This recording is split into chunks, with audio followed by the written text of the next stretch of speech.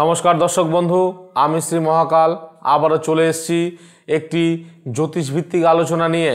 সনাতন ধর্মে মহাশিবরাত্রির তাৎপর্য নিয়ে নতুন করে কিছু বলার নেই। এবার 8ই মার্চ মহাশিবরাত্রি পালিত হবে। এবার মহাশিবরাত্রিতে একটি কাকতালীয় ঘটনা হতে চলেছে। প্রায় 300 বছর পর একটি বিরল যোগ তৈরি হবে, আর সেই কারণে এই উৎসবের গুরুত্ব আরও বৃদ্ধি পাবে। এবার মহাশিবরাত্রিতে সর্বার্থ সিদ্ধি যোগ, শিবযোগ এবং সিদ্ধযোগ ও শ্রাবণ নক্ষত্রের সংযোগে তৈরি হতে চলেছে। এছাড়াও এই দিকে মাসিক শিবরাত্রি প্রত্যশ উপবাসের মিলন হতে চলেছে। তো আসুন আজকের জেনে নেওয়া যাক মহাশিবরাত্রির এই বিরল কাকতালীয় ঘটনা থেকে কোন কোন রাশির জাতক জাতিকারা উপকৃত হবেন। তো মূলত 4টি রাশির জাতক জাতিকাদের যারা প্রকৃত ভালোভাবেই উপকৃত হবেন। তো প্রথম রাশি বৃষ রাশি।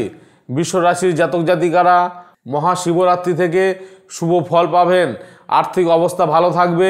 মহাদেবের কৃপায় কিছু সুসংবাদ কিন্তু এ সময় আপনি পেতে পারেন।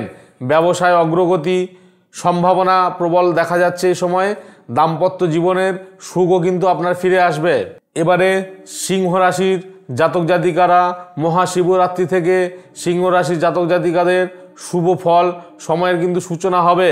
তাদের চাকরিতে লাভের সম্ভাবনা রয়েছে। বুদ্ধি খাটিয়ে কাজ করলে সঙ্গে সঙ্গে সুফল পাবেন। কর্মক্ষেত্রে পদোন্নতি হওয়ার সম্ভাবনা প্রবল। স্বাস্থ্যেরও উন্নতি হবে। এবার আমি আলোচনা করব তুলা রাশির। মহাশিবরাত্রি তুলা রাশির জন্যে অত্যন্ত শুভ বলে মনে করা হয়। আয়ের নতুন উৎস খুলবে। সমাজে কিন্তু আপনার এ সময়ে সম্মান বাড়তে পারে। এছাড়াও আপনার কর্মক্ষেত্রের অবস্থান এবং প্রতিপত্তি বৃদ্ধিও পাবে।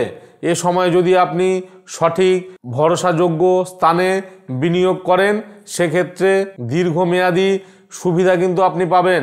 এবারে আলোচনা করব কুম্ভ রাশি। শিবরাত্রি থেকে কুম্ভ রাশির শুভ দিন শুরু হবে। এই সময়ে ভগবান শিবের কৃপায় কুম্ভ রাশির জাতক জাতিকাদের ভাগ্য উজ্জ্বল হবে। খালি একটা বিষয়ে নজর রাখতে হবে, এই সময়ে অর্থের ব্যয়ের ওপর আপনাকে নিয়ন্ত্রণ রাখতে হবে। চাকরিতে আপনি ভালো প্রস্তাব পেতে পারেন। 4টি রাশির জাতক জাতিকাদের শিবরাত্রির সময় কেমন যাবে সেগুলো নিয়ে আমি আলোচনা করলাম আপনাদের সামনে।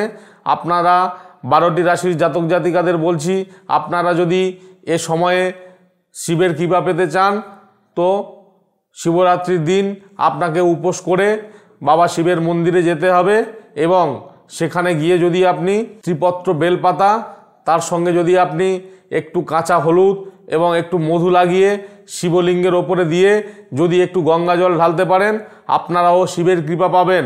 তো বন্ধুরা, আজকের আমি আলোচনা করলাম জ্যোতিষভিত্তিক কিছু আলোচনা। তো আমার ভিডিওটি স্ক্রিপ্ট না করে পুরোটাই দেখবেন।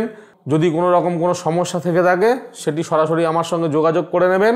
স্ক্রল বারে আমার নম্বর দেওয়া আছে, চেম্বারের অ্যাড্রেসও দেওয়া আছে, আপনারা যোগাযোগ করে নেবেন। ভালো থাকবেন, সুস্থ থাকবেন। জয় শিব শম্ভু।